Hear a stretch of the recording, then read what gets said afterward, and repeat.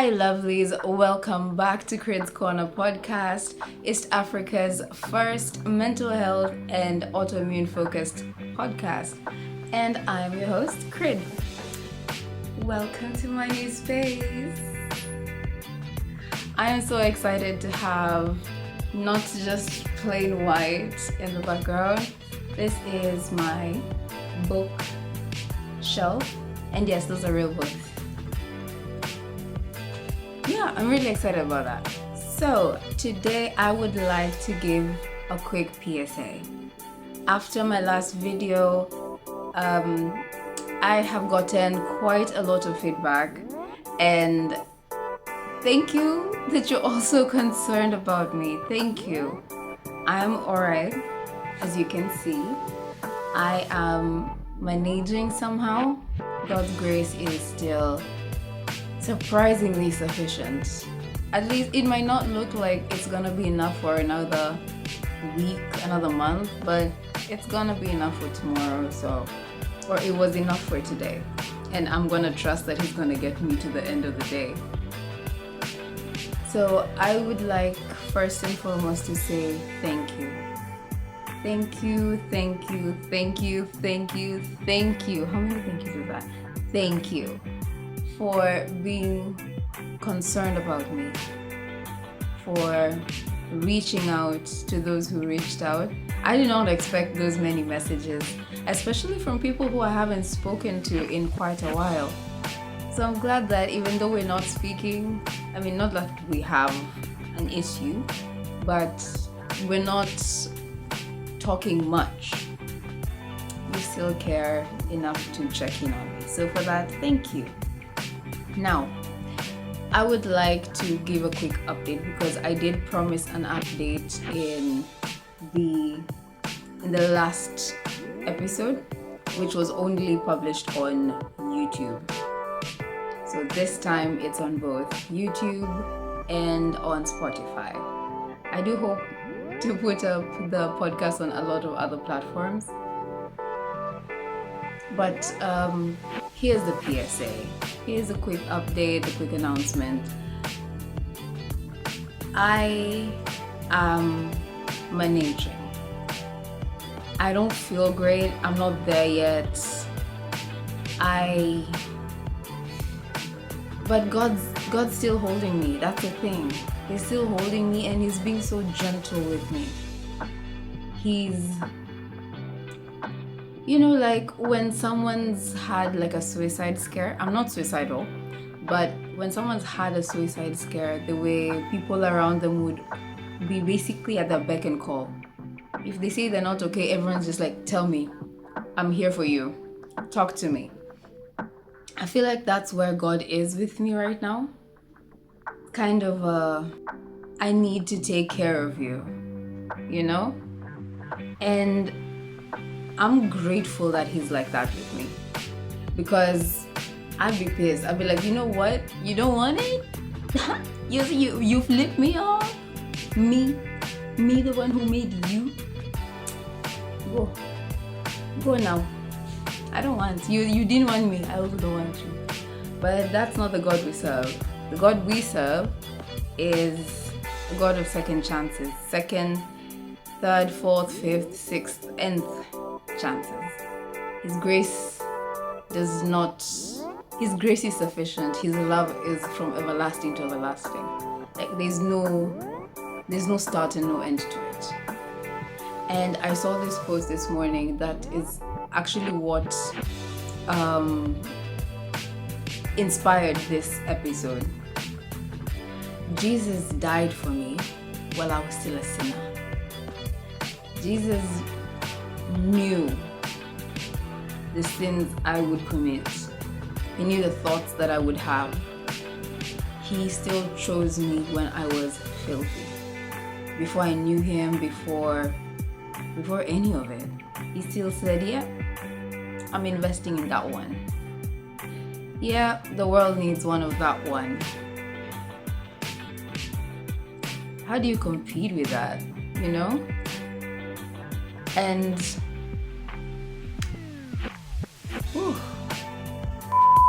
God's big. God's being really gentle with me.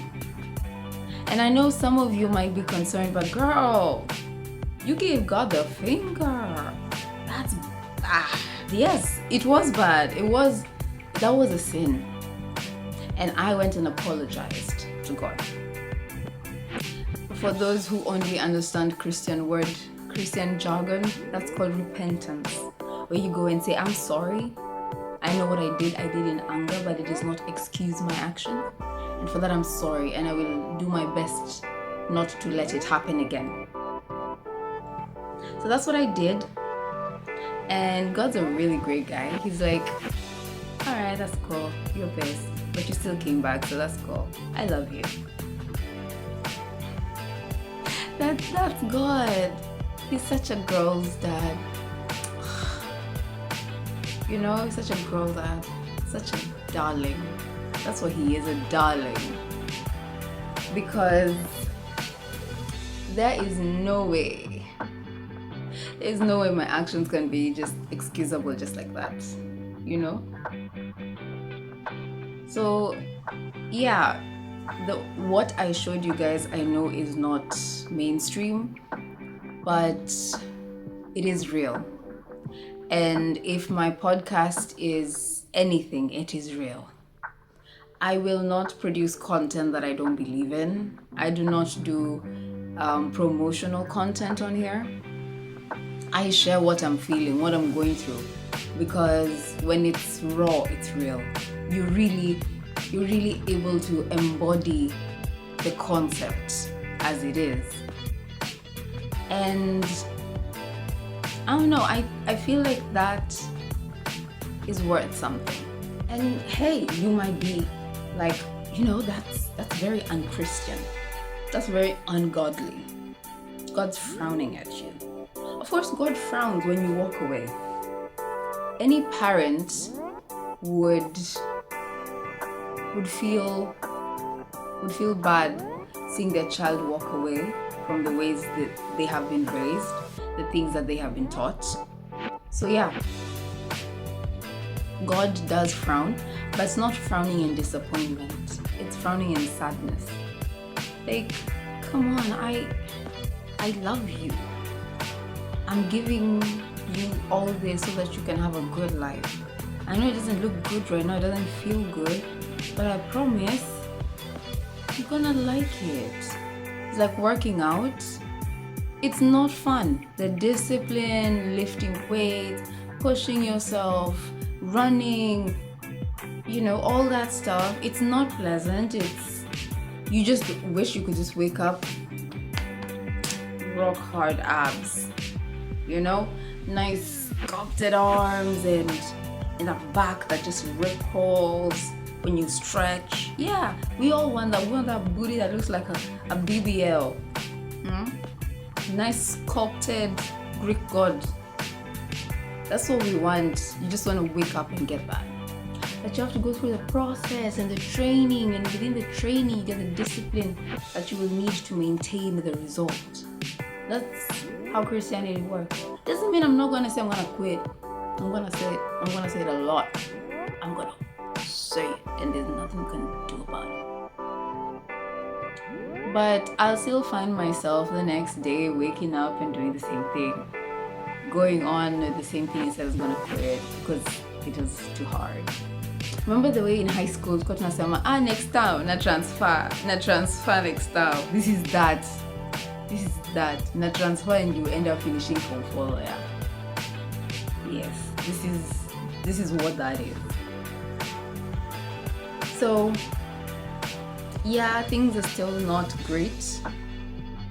Things are still a little strained. But here's the thing.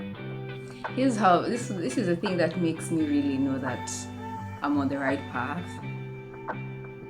God's still reaching out to me.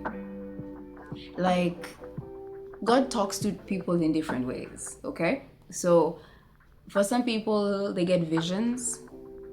For some, in dreams. Others get visions while they're awake, which is crazy. Because I would not be able to differentiate between like a maladaptive daydream and a vision. I think maybe I'm having hallucinations.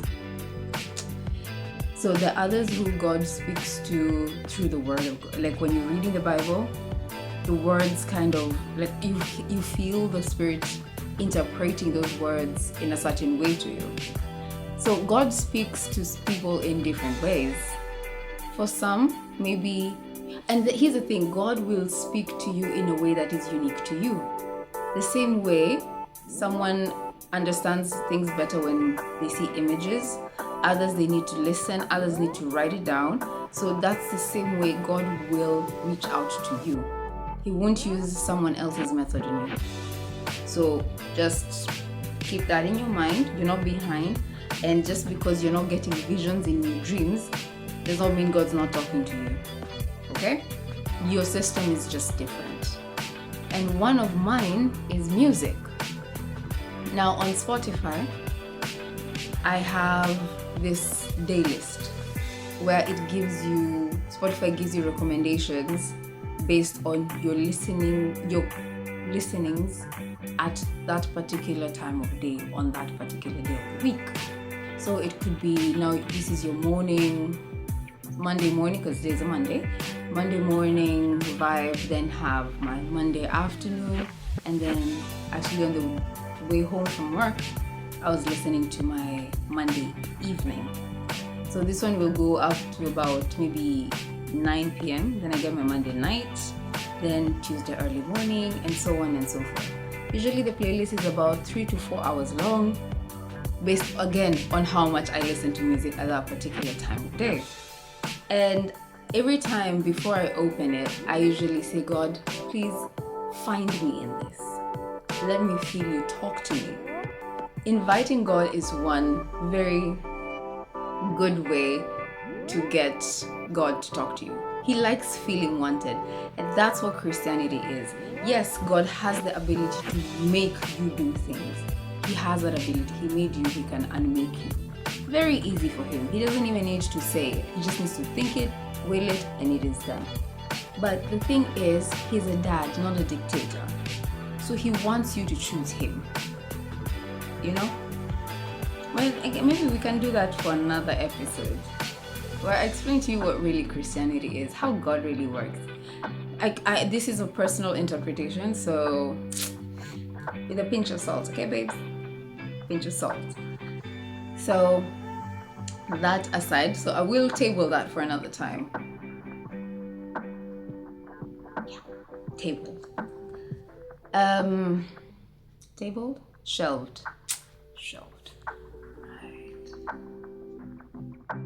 So that being said, when I invite God into these activities, I tell God, ask God, please find me. I feel far away from you right now, so please talk to me. I can hear you. Or my things is so noisy, my world is so busy, I'm so held up, my schedule is packed, work, church, family, social interactions, networking. There's just so much you're doing that it feels like there's not enough time for you to sit down and be quiet with God. Ask him to meet you there. Tell him to meet you while you're washing clothes. Tell him to meet you while you're walking to the shop to buy tomatoes. Tell him to meet you there, where you are. And best believe he will, because he feels so nice, like, oh, she wants me back. Oh, she wants to be around me again. I know she was pissed, but okay, I forgot that already. So now, I want to hang out. I want to have a good time with you. That's how God is. He's such a sweetheart. So as it is, God is meeting me in these places, and he's using these songs. I respond very well to music. For me, like when people were cramming things in high school, I worked with mnemonics, song mnemonics. So I would take a concept, put it in a song, and then I'd be able to remember things. I don't do cramming. It just cannot happen. It just doesn't work. So I work very well with song. I'm able to encourage myself through song. I'm able to comfort myself through song, because it is not just words. It's like it harmonizes with my soul. Oh, that's nice. That is very poetic. Yes, it harmonizes with my soul. So when I ask God to meet me in my music when I'm listening, of course, because that playlist, it's random. It's not a playlist I've created. It's recommendations based on what I listen to. And I find some of those songs, oftentimes, it feels like conversation with God. Like, as I listen, I'll start thinking about something. There's this song called I Love You. I know. It's in the mist. It's right there. It's called I Love You, and it's given from the perspective of God. And when I remember the first time I heard it, I was going through this recent grief. I think it was in July, early August. And I remember feeling God was telling me to wait. I wanted to go into the interview with Dr. Carl on red light therapy. You should check it out. I was so ready to go into that episode, but God kept bringing these roadblocks. And then I realized God is telling me to wait. And I couldn't understand why. Because I'm like, I'm geared up. I am fired up. Let's go. And then God's like, well, girl, not yet. The light is in green. It's in amber. Wait. So I was waiting. I was grieving because I felt like I am losing a part of myself, the part that needed to perform, to earn worth and validation by how much I step up and perform and appear in front of people. Yeah, perform. That's the best word for it. And I remember listening to this song and just immediately breaking down. Because he talks about, it's a man who sings a song. And it's through God's lens. As you imagine that God is saying these words to you. And he talks about you being on the edge of something beautiful. You just need to let go. Oh yeah, it's called let go, I think. Oh, I love you. But the word I love you is used a lot in the chorus. And then in the bridge of the song, he talks about you're worth the life I choose to give. Like you with your sin, with your shame, with your problems, your anger issues, your struggle with lust, your deceitful tongue, your adulterous eyes, you. Jesus said you, with all those, are worth him dying. He says he'll never second guess the life he gave, so you should live. Is that not love? Is that not love? Wale Jordan Sparks say, oh no air. No, because literally Jesus suffocated on the cross. He drowned in his own blood. Like that's kind of the process of death and crucifixion. Read, it's horrific. What Jesus went through. Oh, it's nauseating what they did to him. You'll feel bile in your throat when you read the historically accurate crucifixion. So yeah, you are loved.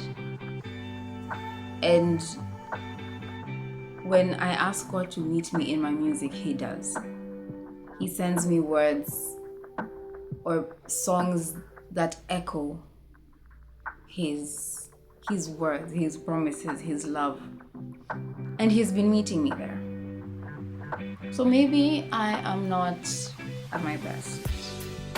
Maybe things could be better. But I'm not so alone.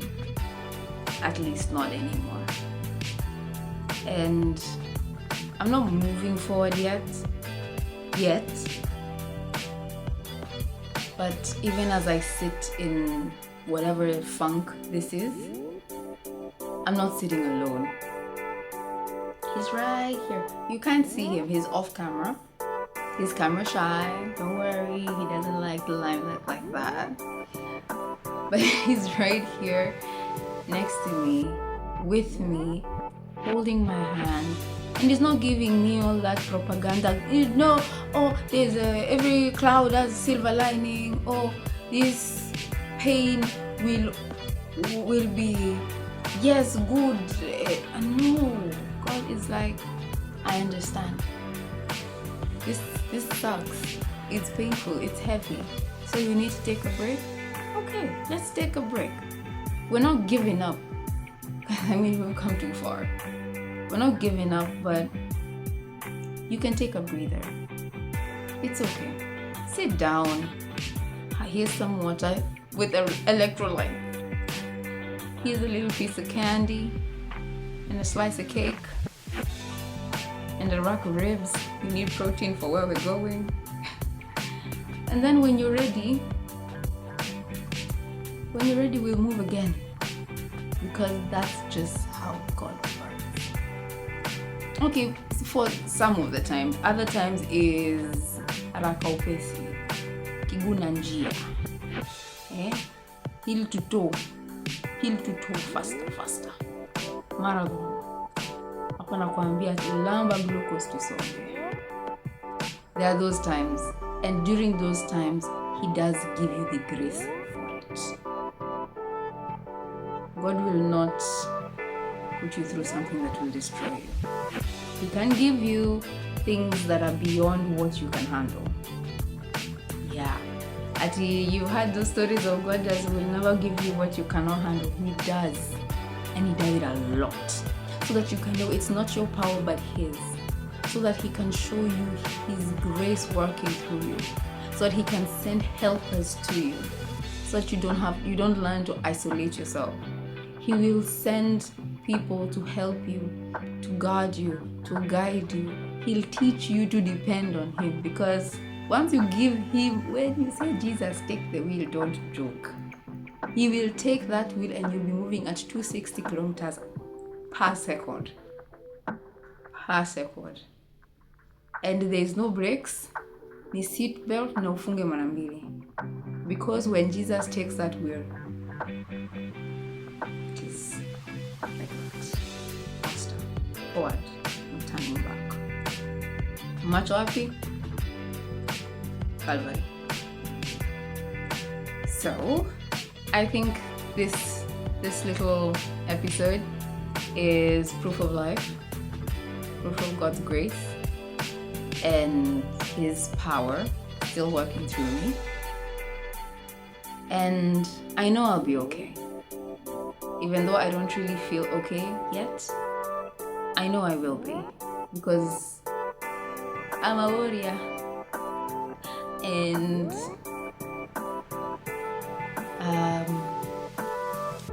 God just will not bring you this far to let you go. He who began the good work in you will bring it to fruition. Okay? So remember that you are loved, you are treasured, you are so precious in God's eyes. Even though you don't feel like it, even though you have body dysmorphia, even though you have depression and anxiety. By the way, tell those anxious thoughts about you. Because what do you mean that I'm not worth it? Unajua nani alimkufia? Ew. Gross. Yuck. Smell like poo-poo.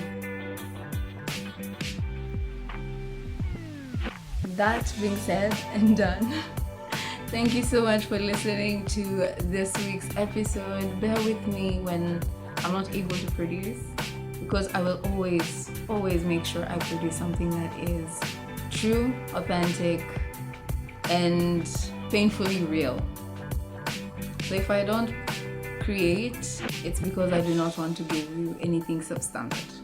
So I love you guys. Make sure you take care of yourselves. Get some sunshine when you can. Make sure you drink lots of water.